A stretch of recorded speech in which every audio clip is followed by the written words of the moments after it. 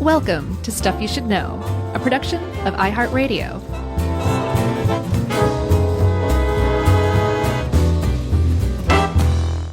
Hey, and welcome to the podcast. I'm Josh, and there's Chuck, and it's just us today, but that's okay because this is Stuff You Should Know.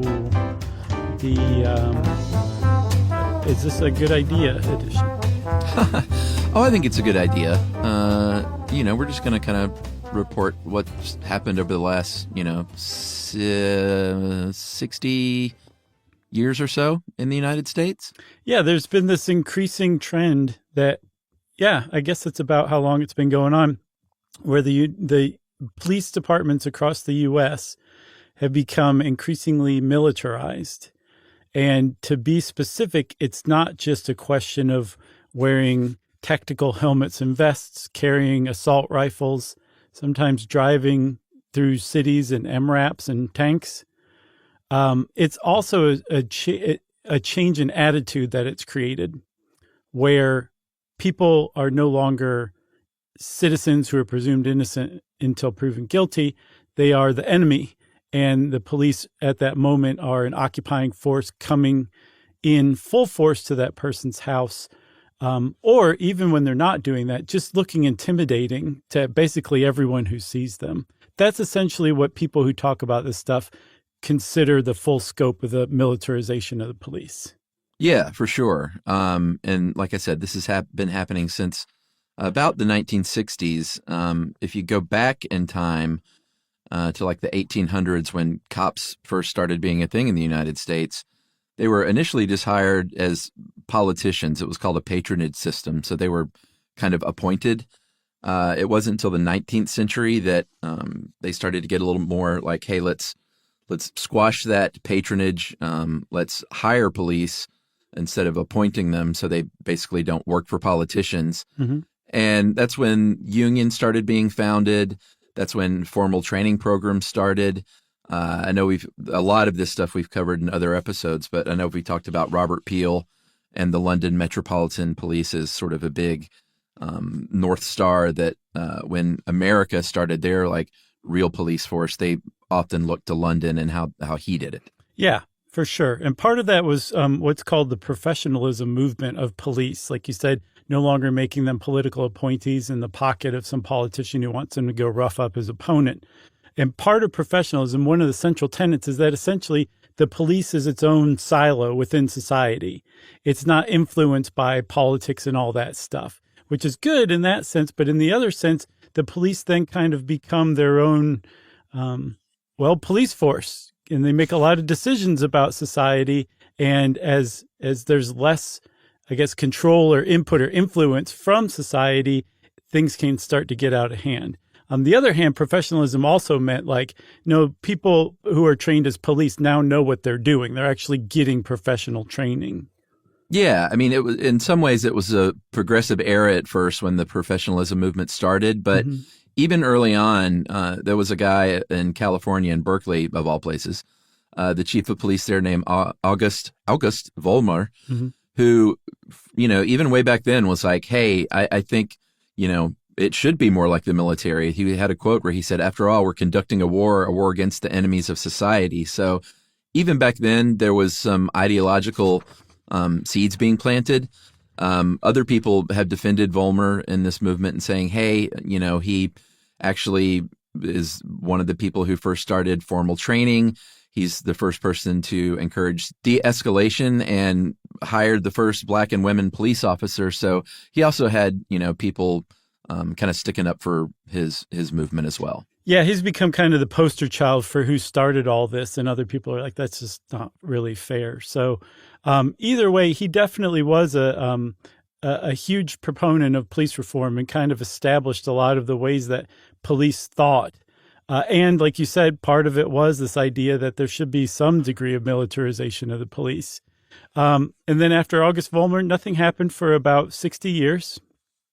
And then in 1965, nothing happened. Nothing. The police just went along doing their thing, and everybody was happy with what they were doing. Yeah, now I know what you mean. In the 60s, everything turned, and you can really trace the militarization of the police back to a couple of years in the 60s. There are other things that happened along the way. I think in the 80s, there was a shootout in Miami, 1986, that ended up leading to full-throated support for police getting access to bulletproof vests, which I really don't think is problematic. Another one, we've done an entire podcast on the North Hollywood shootout in 1997. Yeah. That led access to police being equipped with long guns like assault rifles and stuff like that after that. And in both those cases, the police were unprepared. They were shown to be unprepared, so there were steps taken to prepare them that you can kind of say are military in nature, I guess. But that's nothing compared to the effect that the riots of the 1960s had on the militarization of the police. Yeah, for sure. And we covered some of these in our episode on riots. But in 1965, the Watts riots occurred, and then a couple of years later, in 1967, there were riots in Newark and Detroit. And this stuff was all over the news. It was, being widely reported. Americans were getting pretty worried about just crime in general, sort of in the 1960s, thinking things were kind of out of control.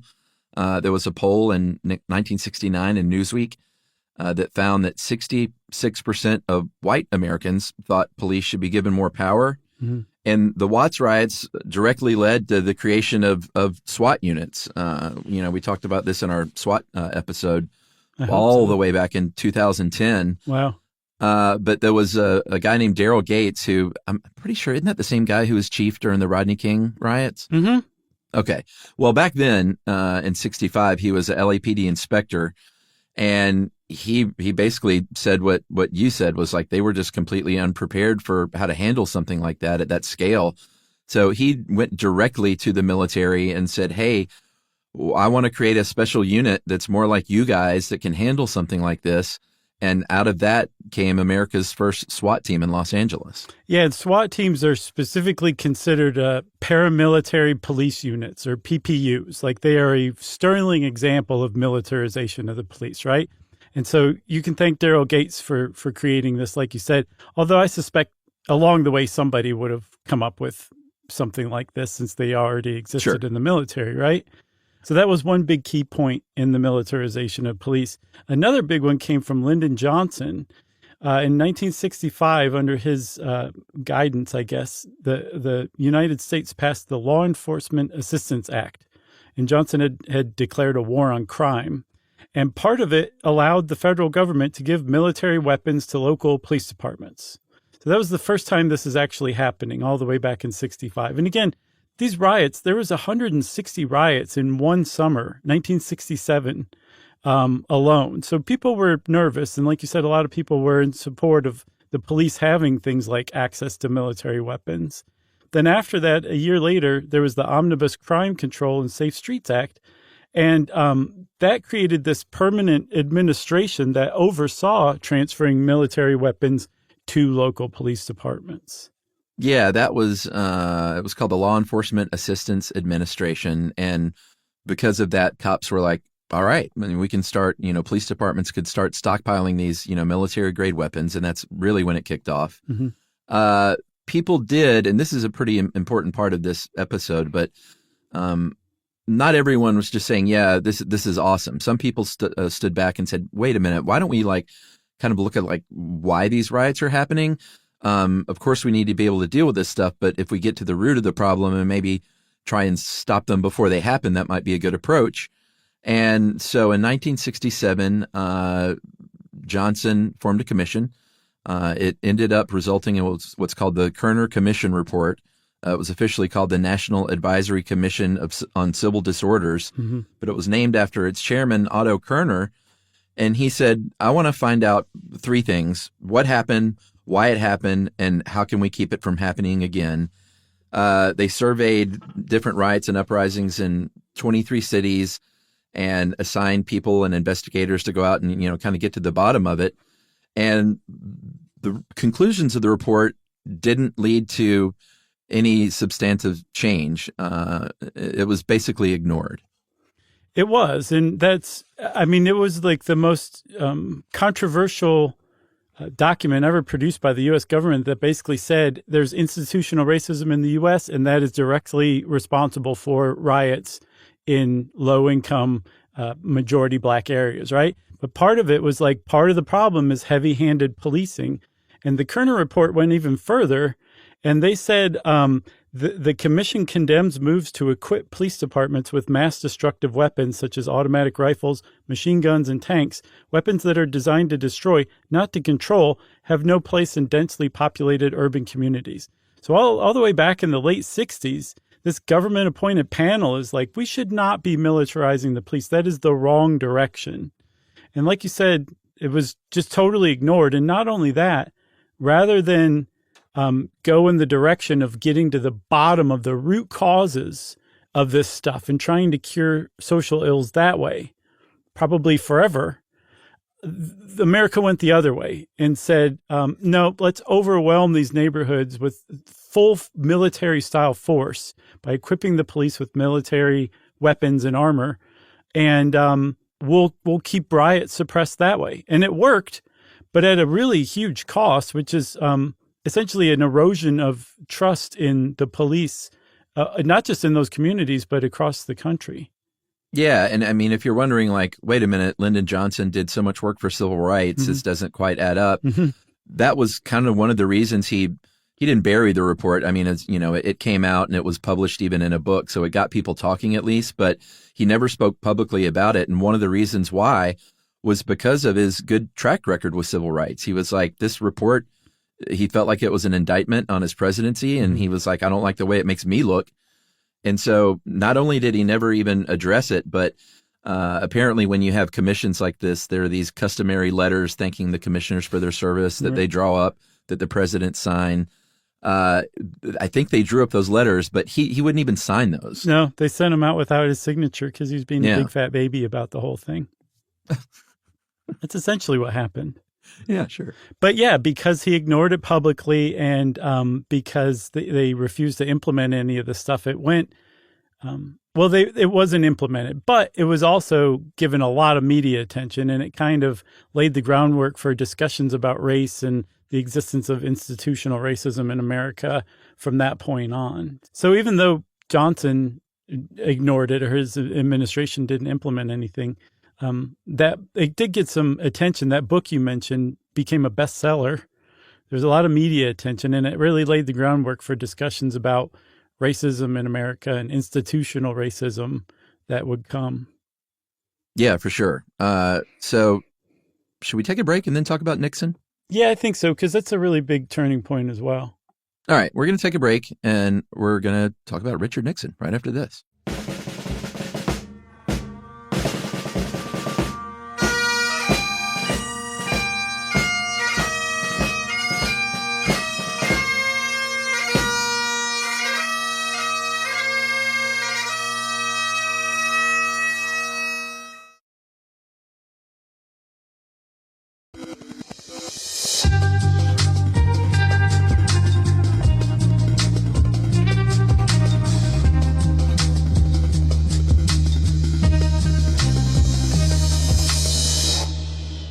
All right, we promised to talk of Richard Nixon and his war on drugs, and I don't know why it didn't occur to me until 10 minutes ago, but war on crime, war on drugs, if we're talking about the militarization of the police, maybe they should stop using words like war about everything. Yeah, that's a really good point. As a matter of fact, some people basically laid the blame on the militarization of police in America on Congress. Even Rand Paul, who I don't necessarily agree with traditionally, he wrote in 2014 in an op-ed in Time that like it's basically all Congress's fault for police militarization happening in the U.S. because of all of these policies that were passed over the years. Yeah, so Richard Nixon comes along in 1971, declared this war on drugs. He very famously called drug abuse public enemy number one. And there has always been drug problems in the United States, and along with that goes crime. I don't think anyone disputes that. Drug deaths were increasing at a pretty big rate in the 70s, and so he decides to do something about it. If you talk to people on the inside, they'll say it actually has to do with other things. One of his advisors' name was John Ehrlichman, who we talked about before, but he said what the war on drugs really was, if you knew Nixon, it was a ploy to attack his enemies, which was the anti-war left, the progressive left, and Black Americans. He has a quote. He said, "We knew we couldn't make it illegal to be either against the war or black, but by getting the public to associate the hippies with marijuana and blacks with heroin, and then criminalizing both heavily, we could disrupt those communities." Yeah. And one of the hallmarks of Nixon's war on drugs was really aggressive policing, police tactics. One of the things that they set up was the Office of Drug Abuse Law Enforcement, ODALE, which was the predecessor to the DEA. And this really aggressive approach moved the focus of fighting drug trafficking by targeting huge drug traffickers, which was traditionally how law enforcement had done it, to basically busting like not even just low-level dealers, but drug users in their homes. Yeah. And one of the big things that they came up with to facilitate those raids on their homes, military-style raids on homes, was the no-knock warrant, another big concept in the militarization of police.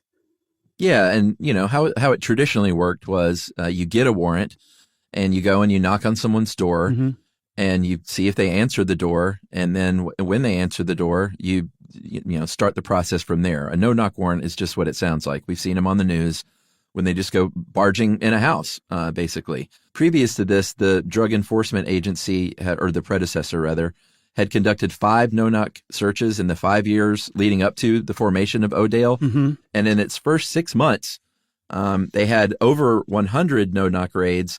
And over the course of about 13 months, from April 72 to May 73, they conducted almost 1,500 no-knock raids. Yeah. And one of the huge problems that people have with no-knock raids is that it's just rude. It is very rude. It results in property destruction. When they kick in your front door, you're Sure. on the hook to replace your front door. Even if your house was mistakenly raided, they use flashbang grenades that can injure people. And I mean, just police using grenades, I think, should kind of stand out to you. They will engage in gunfire with assault rifles. It can be a really bad jam. But even like on a more fundamental level than when those things go really wrong, or even when they go right, and the destruction that can result, is the philosophical change that they represent. Something we talked about earlier, where if you go up to someone's house and you say you have a warrant, you say you're the police, you knock on their door, that you're treating that person like a citizen who is suspected of something but hasn't been proven guilty. If you throw a flashbang grenade through somebody's window and kick in their front door and come in like a SEAL team, you're basically saying you're guilty. We're here to remove you and take you to jail, and you basically have very little rights, if any. Yeah, and any sudden movement, and I would imagine there's probably nothing but sudden movements when someone does that. Yeah, you're probably shot. And as an animal lover, that dog of yours that runs up and barks at someone that barges in the house is immediately shot on the spot. Yeah. So there's a lot of problems with these no-knock warrants. They've been a target of police reform for years, but essentially there's nothing that's been done about them. Yeah, for sure. So while this is going on, all this, increase of militaristic approach, Daryl Gates is in LA. He's got his SWAT team up and running in the 70s. And there were some really high-profile shootouts. We've talked about. It's funny how many of these things have come up over the years. But one famous shootout with the Black Panthers, another one with the Symbionese Liberation Army, the SLA, that Patty Hearst was involved in. We covered that one. Yeah. But they were very high-profile, on-the-news kind of things. And the whole concept of SWAT teams was all of a sudden, like, really in the public eye. And in cities all over the country, major cities for sure, and even smaller towns, they were like, hey, we want a SWAT team too, leading to the point where even though there are no official stats, there was a criminologist named Peter Kraska who did some estimates that there are between 50,000 and 80,000 SWAT raids a year in the United States. Right. So that's to the point where we're at now. It's also, and I think he also determined that in 1980 there were something like 3,000. So that's quite a uptick over the years. 3,000 to 80,000? Yeah. Sure.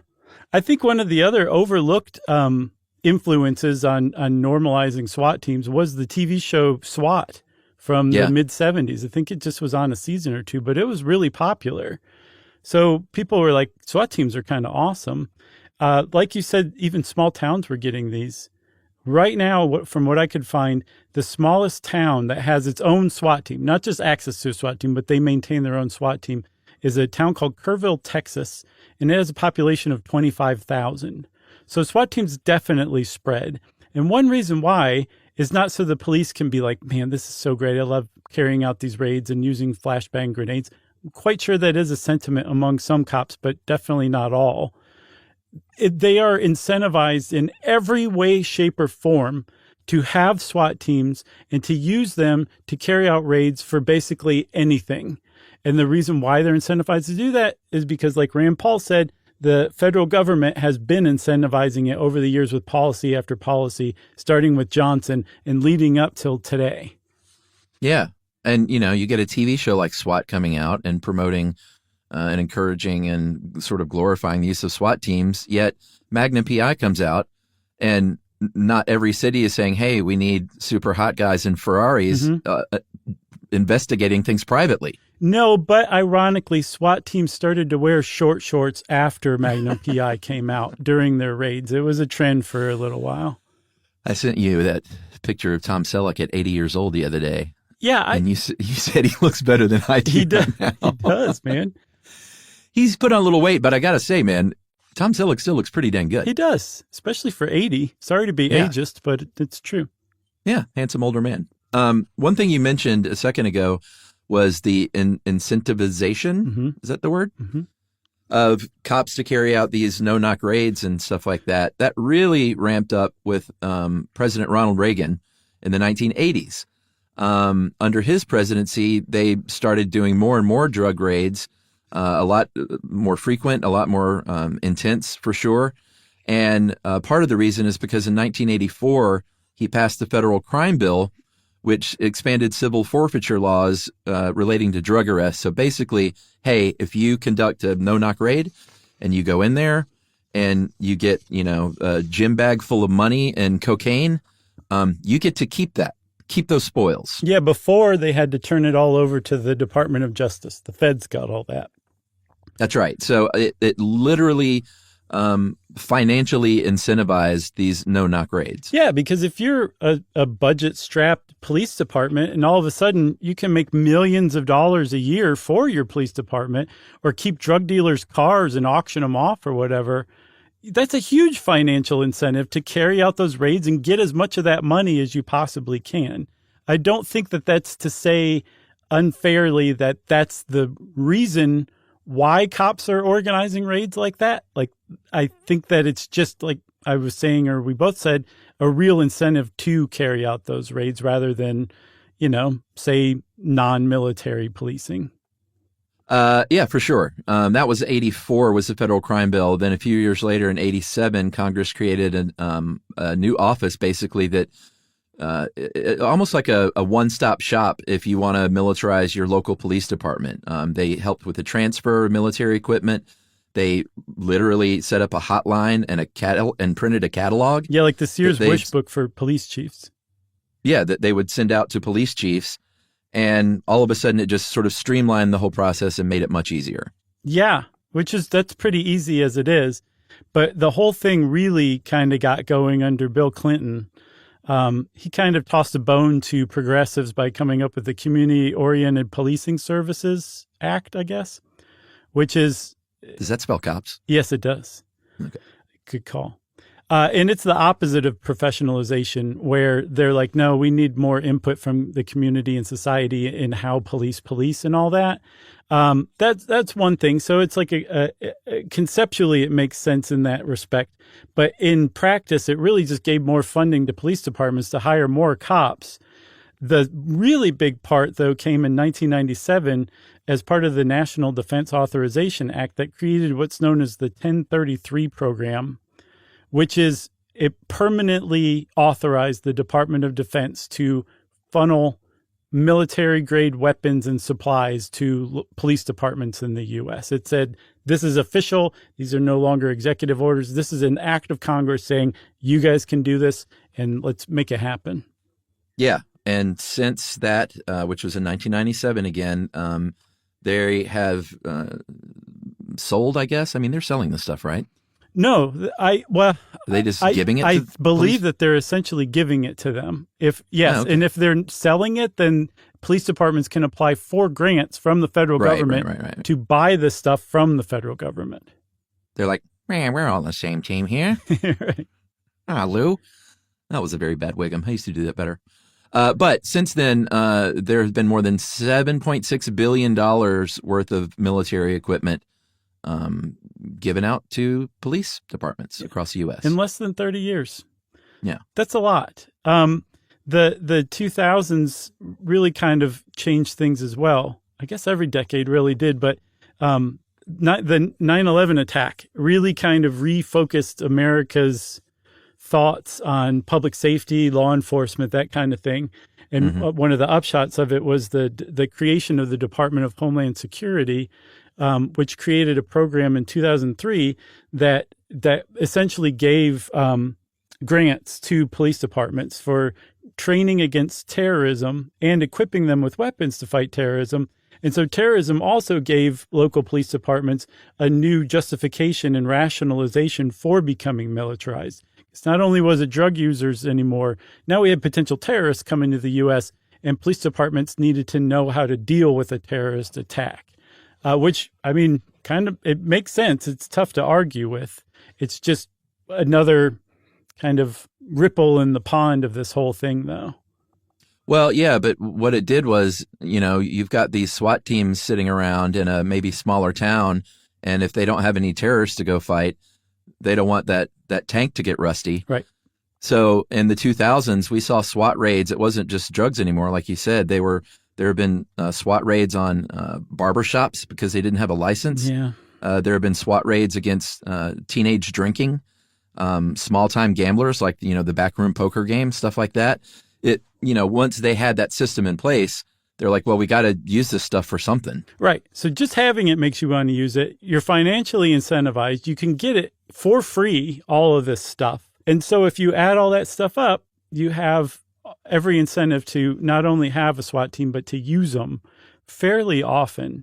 And then also on top of that, they're further incentivized to use no-knock warrants because the Supreme Court ruled in 2006 in a case called Hudson v. Michigan that even if you didn't obtain a no-knock warrant, which is a warrant that says you don't even have to knock, right? If you didn't even bother to get that and you still performed a no-knock search, came blazing in with flashbang grenades and kicking down the door and coming in through the window without a warrant, whatever evidence that you discovered was still admissible in court. That's right. So just one more incentive, and maybe we should take a break? I think we should, for sure. I'm incentivized to take a break right now. Very nice, man. I'm going to dab your forehead with a cool cloth. Okay. And we're going to pick up in the 2010s right after this. Yep.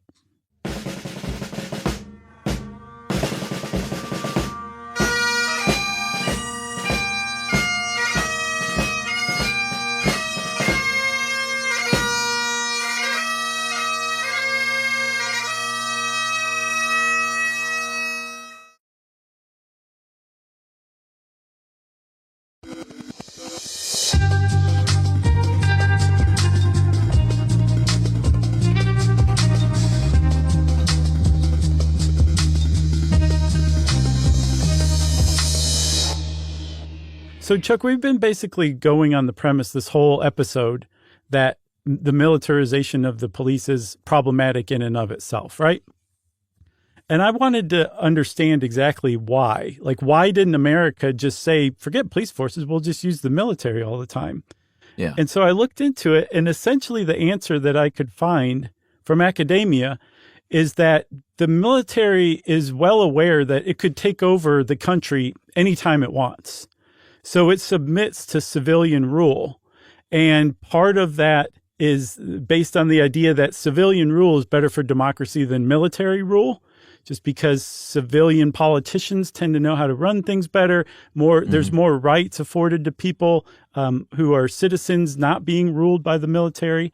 And so by militarizing the police and having a police presence that looks like a military occupation, it normalizes the concept of the military occupying its own country. And so it erodes that custom of the separation of the military from domestic affairs that could conceivably lead to the idea of the military actually starting to run the show. There's supposed to be a separation, and the cops are moving that Overton window by becoming militarized. That's essentially the basic argument that I've seen against police militarization. There's all sorts of other symptoms and factors that it creates too that people use to argue against it. Yeah, for sure. And, we can't ignore the fact, because this is happening in real time this week as we record, the current administration and this isn't militarizing the police. This is using the actual military on U.S. soil. The latest example is the federal military takeover of crime in Washington, D.C. So that's kind of just happened over the last couple of days as we record this. Right. Yes. So one of the things that is leading to huge pushback of militarization, aside from more and more people being exposed to and unsettled by a police officer in full tactical gear holding an assault rifle, is the advent of the smartphone. And people can actually record this stuff and then broadcast it widely.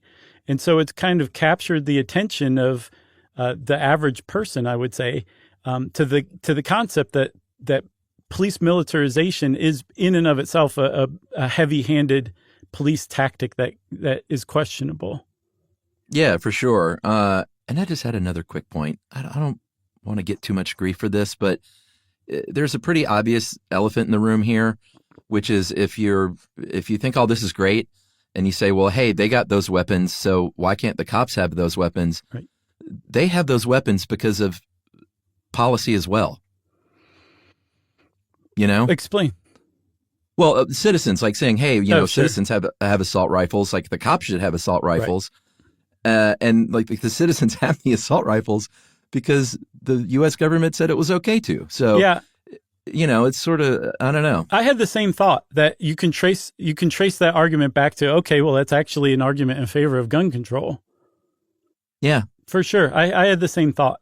Because, that is a huge argument. People will be like, well, if you take the cops' assault rifles away, only outlaws will have assault rifles. It's like, no, take the outlaws' assault rifles away first. Then we can talk about the cops giving theirs up, right? They didn't used to have them, Exactly. Okay. Yeah. So, no, I'm with you. I thought that too. So you brought up smartphones, or did you say smartphones? I did. I talked all about smartphones. I talked about the iPhone 4, the iPhone 7. All the way up to the iPhone 13 and just stop there inexplicably.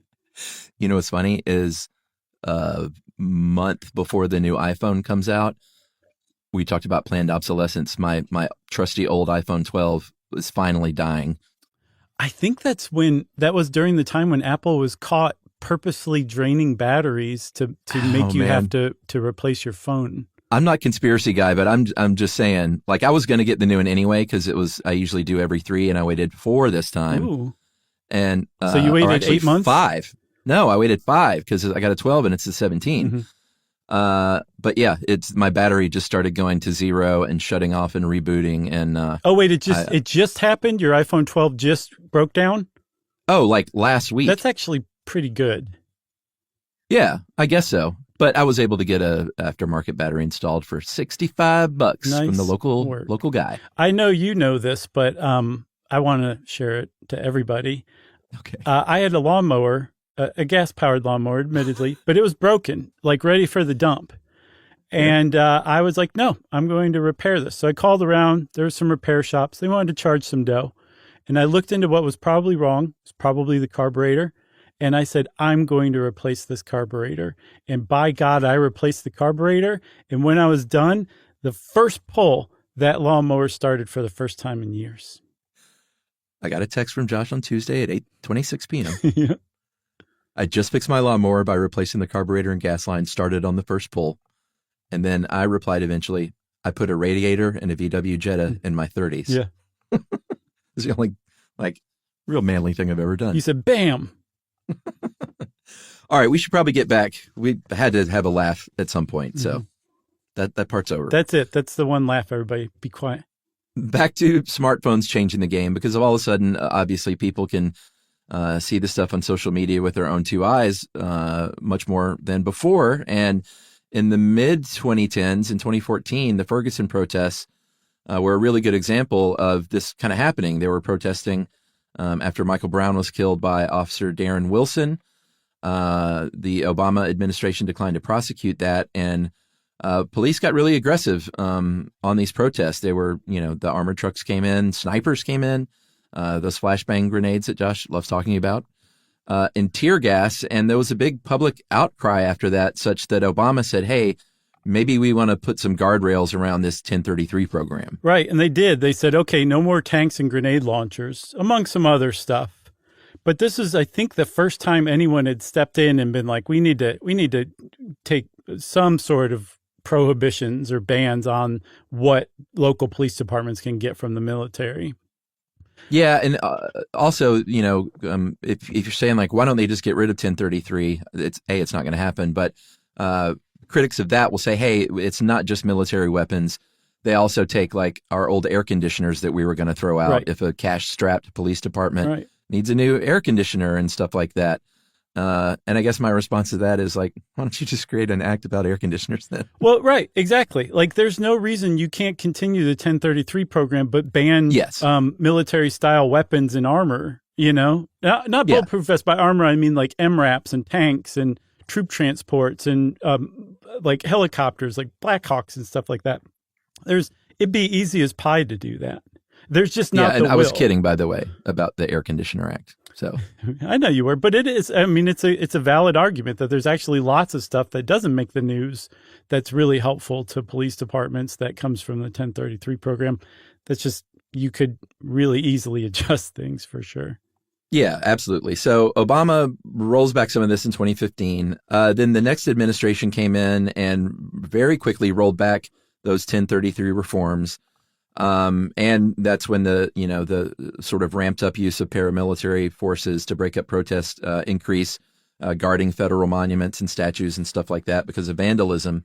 One of the things I just want to say, one of the things real quick that Trump did when he rolled back those reforms, bayonets had been banned previously, and they got allowed again as part of that executive order.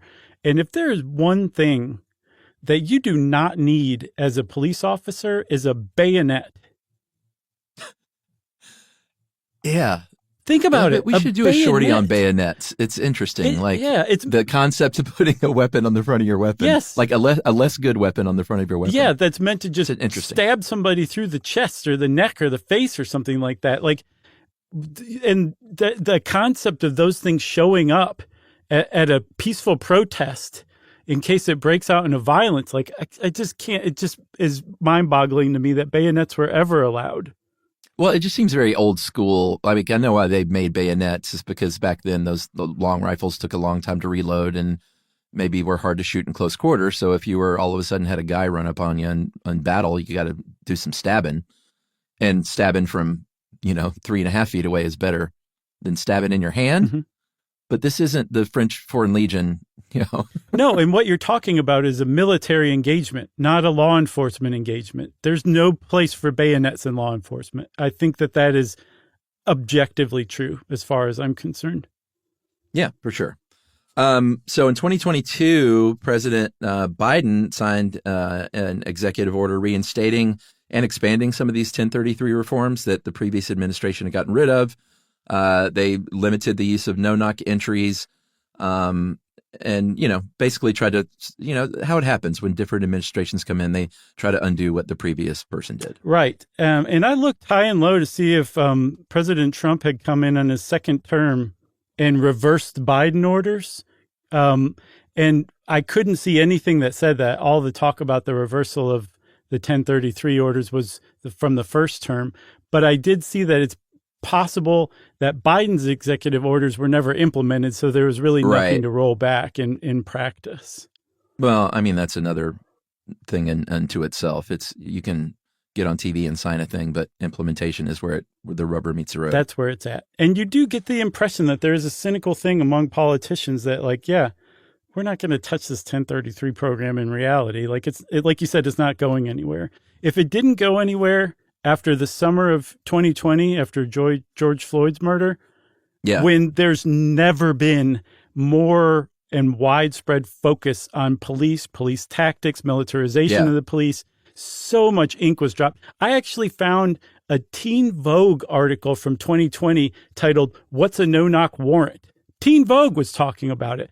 And if it survived that, it's going to be really tough to ever just fully get rid of it if you want it gotten rid of.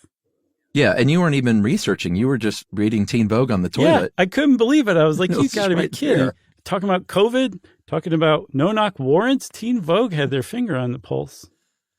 So the question remains, is this move to militarize the police, has it rather led to like better public safety? I mean, because that's the ultimate goal, seemingly.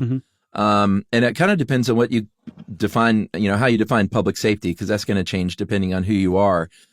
We have seen that militarization can and has escalated encounters. There have, this is anecdotal. I don't know if there's a study on it, but I feel like every time there's a protest happening and the tanks roll in, that's when it goes bad. Yeah, that's exactly what a lot of people say about, say, for example, Ferguson. I from what I could tell, the riots started before the police responded, but they started after the police showed up. So yes, some people are saying just seeing police like that is intimidating and antagonizing, I guess. And that I think the next day after the whole world was like, what are you guys doing in Ferguson? The governor of Missouri told the Ferguson Police Department to stand down and sent out the Missouri Highway Patrol. And they basically walked step in step with the protesters, the peaceful protesters. And they used that law enforcement tactic. And apparently it was to pretty good effect. Yeah, I mean, one thing is for sure is that it's led to the killing of a lot more citizens by the police. And this is a pretty shocking stat. And, anytime you're comparing the UK to the United States, some people might say that's not a fair comparison because they just do things so differently, but that's kind of the point in delivering these statistics. So The Guardian reported that in the very first month, in January only of 2015, American police killed more U.S. citizens than police in the UK had in the last 24 years combined. Yeah. 1 month, 24 years. Right. And those are typically used most often. We should say there are very few states that actually require police departments to maintain statistics, including on SWAT teams, how often they're used, where they're deployed. Again, anecdotally, they do seem to be much more present and much more used in predominantly Black communities. Yeah. But there have been studies that have shown this is actually counterproductive. Did you see that one from Princeton from, I think, 2018? It basically found that the militarization of police has a counterproductive effect on police themselves in that it negatively impacts public perception of police. And the study showed that it actually had a negative impact on public support for expanding police budgets. So by militarizing, you can make a case that they're also shooting themselves in the feet, metaphorically. Right. Yeah. No pun intended. Right. Shooting themselves in the feet with a grenade launcher. Right. And there was another study I wanted to mention too. It was from Emory here in Atlanta. It was from 2020. And there were these two studies that came out in 2014 and 2017 that were pretty prominent, and they're typically used to support the idea that militarization of police actually has increases public safety. And this 2020 study looked at those studies and said these studies did not have enough data to come to these conclusions, and basically debunked them. And again, the reason why is because no statistics are required in most states on things like SWAT use. So you can't possibly say that if you carry out 100 raids a year, public safety is going to go down by, or going to increase by 10% or something like that. You can't do it. So studies on that are inherently faulty. And before you say, well, what about that 2018 Princeton study? That looks specifically at Maryland, which is one of those rare states that does require reporting by police departments. Yeah. So you got anything else to say about it? Plenty, but I feel like this is a good stopping point. Okay. I would love to hear from police officers who listen to Stuff You Should Know out there who are for militarization and against it. I would definitely like to hear those opinions and points. Yeah, we'll read some of that stuff on the air. Very nice. Well, since Chuck agreed to read some stuff on the air, that means it's time for listener mail. All right, we're getting a lot of good feedback about our heavy metal episodes, which makes our heart warm because we care about all the episodes, but I think everyone can tell we were pretty jazzed about those. Yep. This one, and I'll probably be reading a lot of metal emails over the next few weeks, but this one's from Kevin. It's kind of fun. Hey guys, thanks for the metal eps. Growing up in the 80s, pop radio and MTV taught me that metal's big three were tights, makeup, and hairspray. I was way too cool for that and opted for the other big three, The Smiths, The Cure, and Depeche Mode. Nice. I was doing both, my friend, because you can. But I always enjoy a musical history lesson, so thanks. Later in life, I joined a cover band and will grudgingly admit that some of the hair band songs worked well for us, which is why I'm still miffed that my idea for naming our band was rejected. It was Cheryl Crew. Oh, that's a great one. That's up there with Bachman-Turner Overdrive. Yeah, I'm generally not a pun band name guy, except for the Beatles and Cheryl Crew. Yeah, that's pretty good. That is from Kevin. And I also wanted to mention real quick that I read in like 4 days, I had the Nikki Sixx Heroin Diaries book sitting on my shelf for a couple of years, and had just finished. What did I just finish? I finished the Bruce Springsteen book, the one about the movie coming out, and I dove right into the Heroin Diaries and read it in 3 days, and it is, oh boy, I can't say it was a fun read. It was harrowing. Yeah. I can to read the diaries of Nikki Sixx in those days. I can imagine. I just finished the letter N in Encyclopedia Britannica's suite of volumes. Oh, very nice. I'm just kidding. I am kidding, by the way. Oh, I know. Okay. Who was that wrote in? Kevin? Yeah, that was Kevin. Nice work, Kevin. We appreciate that. And to all of you who enjoyed the metal episodes, thank you. Rock on. And if you want to get in touch with us, you can send us an email too. Send it off to stuffpodcast@iheartradio.com. Stuff You Should Know is a production of iHeartRadio. For more podcasts from iHeartRadio, visit the iHeartRadio app, Apple Podcasts, or wherever you listen to your favorite shows.